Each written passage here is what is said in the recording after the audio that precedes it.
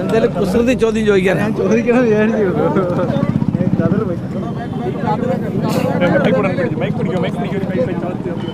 ഞാൻ കേരളത്തിൽ ഇന്ത്യയിലെ കോൺഗ്രസിൻ്റെ അടയാളവും പ്രതീകവും ഖദറാണ്.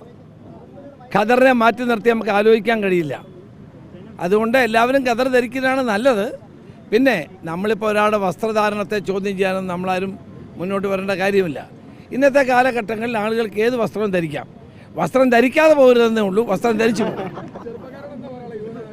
അവർക്ക് ഇഷ്ടമുള്ളത് ധരിക്കുന്നത് ഞാനെതിരല്ല. പക്ഷേ വസ്ത്രം ഖദറാക്കുന്നതാണ് അവർക്ക് നല്ലത്, നമുക്കെല്ലാവർക്കും നല്ലത്. ഖദറിന് ഒരു അന്തസ്സുണ്ട്, ഖദറിനൊരു പവിത്രതയുണ്ട്. രാഷ്ട്രപിതാവ് നമുക്ക് നൽകിയൊരു സന്ദേശമാണ്. അതുകൊണ്ട് തീർച്ചയായും ഖദർ ധരിക്കുന്ന അഭികാമ്യമാണ്. പിന്നെ ആധുനിക കാലഘട്ടത്തിൽ പലർക്കും പുതിയ ഉടുപ്പുകൾ ഇടണമെങ്കിൽ ഇടാം, നിങ്ങൾക്ക് ഉൾപ്പെടെ. ഇത് ഈ ഖാദി ബോർഡിന്റെ വൈസ് ചെയർമാൻ കൂടിയാണ് നമ്മളെ പി ജയരാജൻ. ഈ പി ജയരാജൻ ഇപ്പൊ വലിയൊരു ബൂസ്റ്റപ്പാണ് ഇപ്പൊ കോൺഗ്രസ്സുകാർ. അല്ല, ജയരാജൻ ആദ്യം ഖദറിട്ടിട്ട് ഖദറാണ് ഇടുന്നത്, അദ്ദേഹം ഖദറാണ് ഇടുന്നത്. ജയരാജൻ ഖദറിടുവാണെങ്കിൽ ഞാൻ എന്നെ സ്വാഗതം ചെയ്യും. അല്ല, ഖദറാണ് ഇടുന്നത് അദ്ദേഹം. ഈ അടുത്ത കാലത്ത് ഇടുന്നതായിരിക്കും. അദ്ദേഹം ഖദറാണ്.